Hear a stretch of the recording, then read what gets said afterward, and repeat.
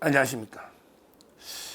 이번에 그 대통령 내란 프레임 어떻게 보면 이게 말도 안 되게 우리 대통령이 당했는데 참 이게 우리나라의 좌파 사법 카르텔들이 대단한데 이 종북 좌파 세력들이 대단합니다. 현직 대통령을요 완전히 초기에 그냥 내란으로 몰아가지고 구속까지 시켜버리는 이런 게 엄청난 게 쿠데타가 일어났는데요. 여기에 뭐 제가 전에 말했죠. 이런 게 쿠데타의 주범은 이게 이재명과 한동훈이다. 이재명과 한동훈이가 이게 쿠데타 주범이에요. 그렇게 분명히 알아야 됩니다. 그 다음에 중요 임무 종사자 그게 놀아나가지고 하는 게 전 대표적으로 홍장호의 제일 먼저 놓은 게 국정원 1차장 홍장원, 그 다음에 특수전 사령관 곽종건 이렇게 보면 돼요. 거기에 조지호 경찰청장이 있는데 조지호는 혈액암 투병중이고 본인이 어떻게든 이게 나가면 보석 지금 중인데 어떻게든 이게 자기는 생명이 중요하니까 아마 이게 회유에 쉽게 넘어갈 수 있다 봐요. 근데 김봉식 서울청장이 진실을 밝히고 있거든요. 그 조지호 것도 이게 드러날 겁니다. 근데 지금 이게 보석 중이라 정인 출석도 어렵다. 지금 생명이 문제니까. 그건 이게 논의를 하더라도요. 이제 곽종건하고 홍장호인데 곽종건은 오늘 이게 완전히 707 특임단장, 야 김현태 저 속보로 전해드렸지만 대단하죠.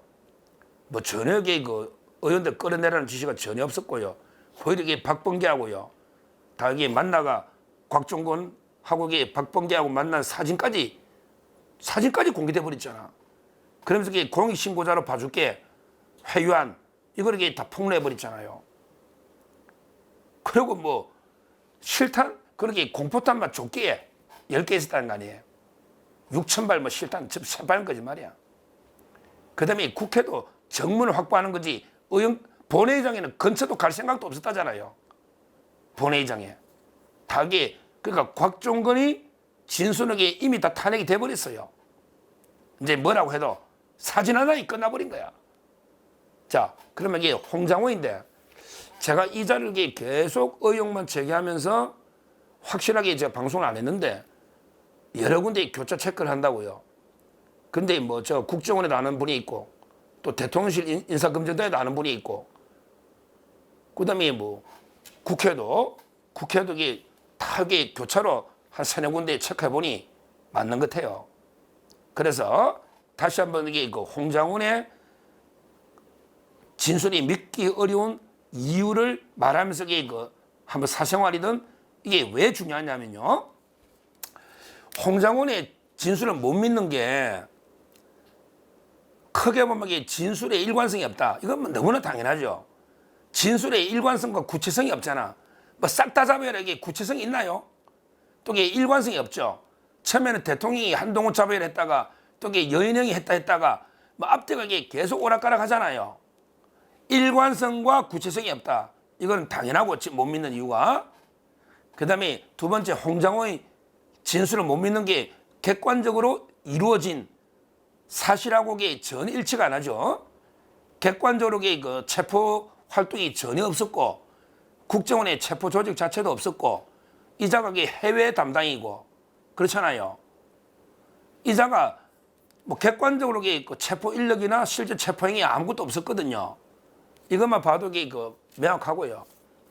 그 다음에 아마 이 진술이 박선원이가 국정원 차장 출신이거든. 그러니까 박선원이가 국정원에 다른 사람들한테 야 정권 곧 바뀐다. 이제 윤석열 구속되고 좀만 기다리라. 이런 게 나오거든요.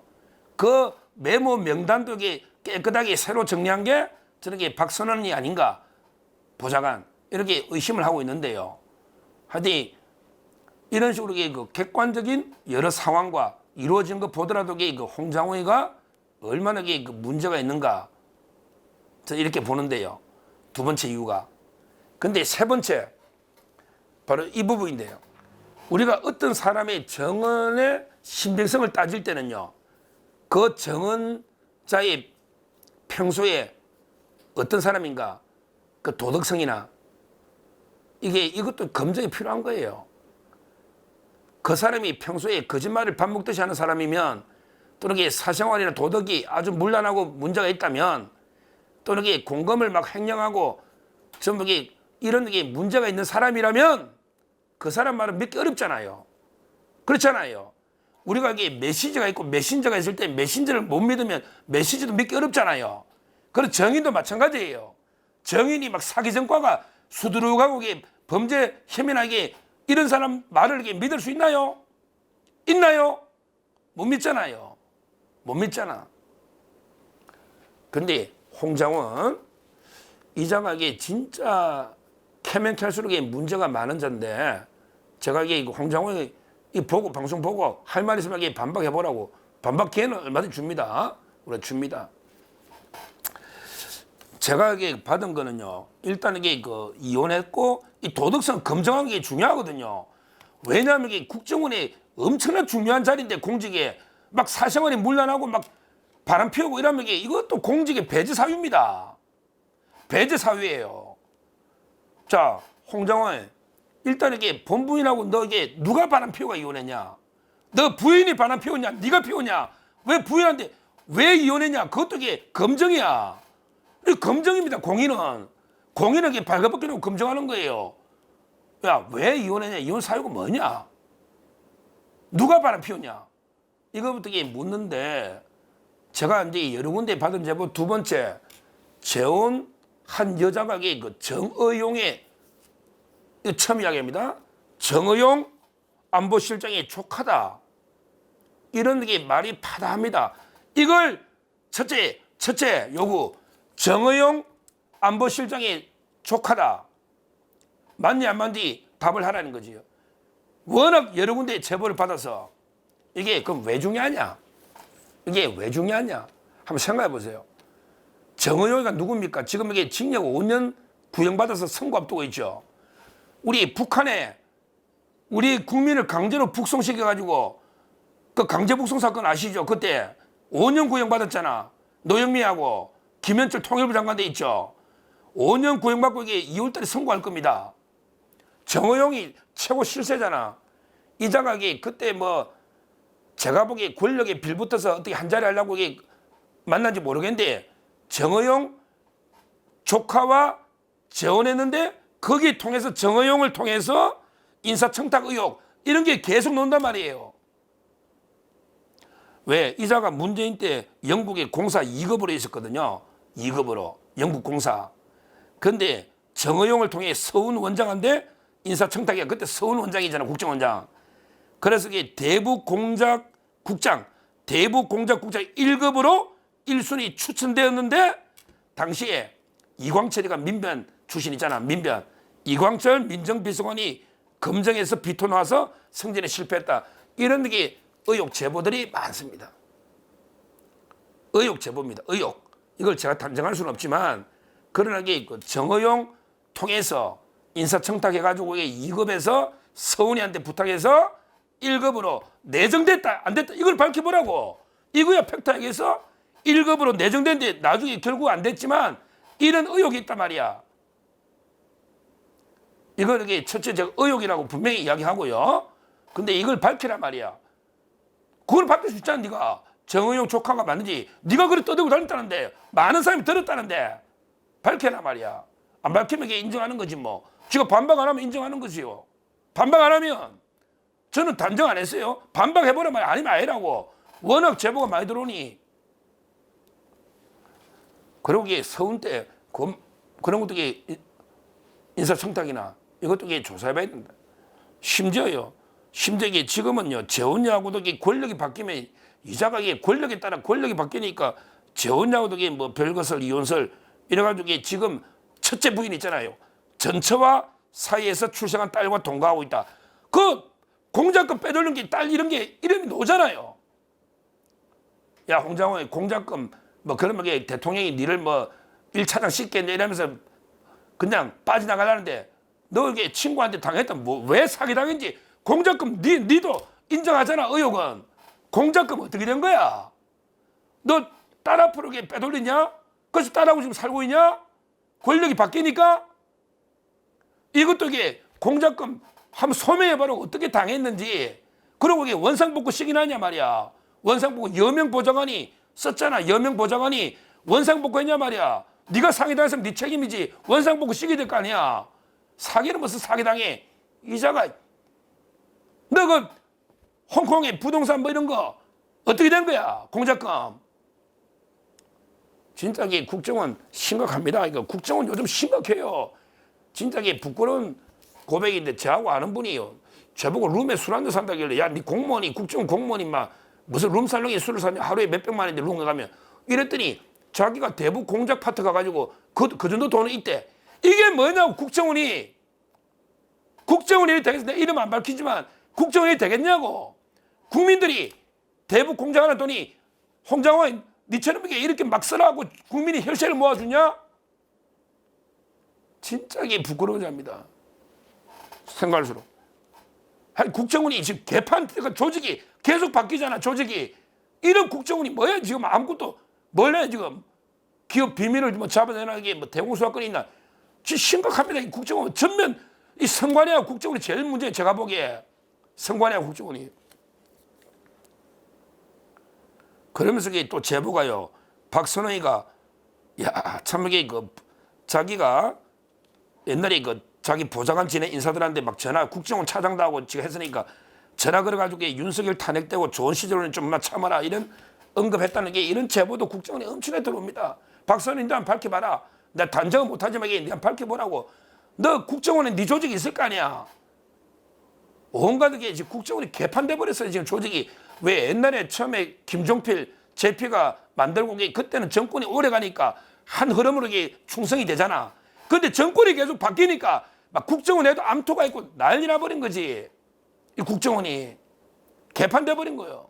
한마디로 조직이 완전히 무너. 아니 박지원 같은 뭐 이런 게 종북 좌파 이런 놈들이 국정원장하고 서훈이 같은 뭐 북한이 가장 신뢰하는 이러니까 조직 개판돼 버린 거야. 파벌 싸움이. 제가 국정원 전직 직원 현직 직원 몇십 명만 나가서 몇십 명 탄식을 해. 탄식을. 조직이. 거기에 박선희 같은 놈이 또 끼고 박지원, 박선원, 서훈 그 다음에 홍장호 이런 놈들이 끼가 개판돼 버린 거예요. 개판돼 버린 거예요. 뭐 별의별 나와. 박지원 때 뭐 팔선녀 핵심 뭐 누가 뜨고 8명 어쩌고 저쩌고 온갖 그 제보가 많이 들어오고 있습니다. 그런데 이자가요. 요즘은요. 이것도 제가 이게 뭐 국회의원한테 들었는지 안 밝히겠습니다. 이것도 또 여러 군데 들었는데 뭐냐면 이게 처음에 정의용이 조카하고 이제 재원이가 정의용 쪽으로 붙어서 서훈이하고 한 자리 하려다가 갑자기 윤석열로 바뀌었잖아. 정권이. 그랬더니 갑자기 그 부인이 이쪽하고도 친하다는 거야. 이쪽에. 그 대표적인 게 한동훈 부인 진은정이하고 친하다는 건 다 알고 거기에 심지어 제가 받은 제보입니다. 제보는 이상민 행안부 장관 부인하고도 친하고 이상민. 그 다음에 김태효 실세잖아. 옛날에 김태효 부인하고도 친하다는 거야. 그러니까 이자가 부인이 여기서 정권 바꿨지. 정권을 갈아탄 거야. 그래서 한동훈 부인, 그 다음에 이상민 장관 부인, 실세 중 실세잖아. 김태효 부인 이렇게 어울리 다니면서 남편을 자리 또 승진. 그래서 자기가 국정원장 한다 떠들고 다닐 때. 야 홍장원 니 떠들고 다니서 안 다니서. 야 우리 와이프가 이상민 행안부 장관 부인하고도 친하고 그 다음에 김태효 부인하고도 친하고 한동훈 부인하고도 친하고 이러니까 나에게 국정원장 된다. 이렇게 너 떠들어서 안 떠들어서. 이게 인간입니까? 떠들어서 안 떠들어서. 들은 사람이 수없이 많은데 제보가 내한테. 들은 사람이. 진짜 저기 대통령한테 들어올 때요 90도로 인사하는 거 보세요. 야 대통령 네가 배신해가 90 등에 꼽아 지금 대통령 구속시켜놨고 네가 90도로 지금 대통령한테 인사하는데 대통령이 네 인사 받겠냐? 이런 자입니다. 어떻게 이런 사람이 정보면을 한지는 이해를 못하겠어요. 여기 붙었다. 또 이게 정권 바뀌면 여기 붙었다. 저기 붙었다. 이런 자입니다. 이 도덕성 검증 하나만 해도 절대 이자 말은 믿을 수가 없는 거예요. 이자의 걸어온 길과 행태 공작금 횡령부터 온갖 추잡한 사생활 온갖 추문들 이것만 봐도 그리고 논리가 안 맞잖아요. 메모지 자체가 태블릿 PC처럼 제가 조작이라 했잖아요. 안 맞거든요. 논리가. 오죽하면 정영식 재판관이 그렇게 오랫동안 질문하겠냐 이 말이에요. 어제 했잖아요. 제가 특집으로 정영식 재판관이 홍장호에 박살냈잖아요. 앞뒤가 전혀 안 맞고 말이 매일 바뀌고요. 이런 자입니다. 완전히 근래 쓰레기보다 더한 자죠. 이런 자 때문에 한동훈이가 대통령에게 칼을 꼽았다는 게 한심하죠. 한동훈이 그게 쏘았다 저는 이게 공모했다 봐요. 대통령 끌어내리려고. 한동훈이도 이게 홍장훈 말이 거짓말인지 모르겠어요. 저는 이게 쏘은 거 아니라 봐요. 공모했다 봐요. 공모. 앞으로 이게 이자의 추악한 가면을 끝까지 벗길 겁니다. 저한테 제보 주는 분이 한 30명이 넘으니까 끝까지 홍장훈 가면은 제가 벗기겠습니다. 네가 억울하면 할 말 있으면 반론기는 줍니다. 제가 분명히 제보라고 했고 의혹이라고 했고 반론기를 준다 했습니다. 해보라고. 저도 이 고민 끝에 제가 실명들을 다 까는 거예요. 누가 친한지. 이자의 가면은 추악한 가면은 반드시 벗게 된다. 이렇게 말씀드립니다. 감사합니다.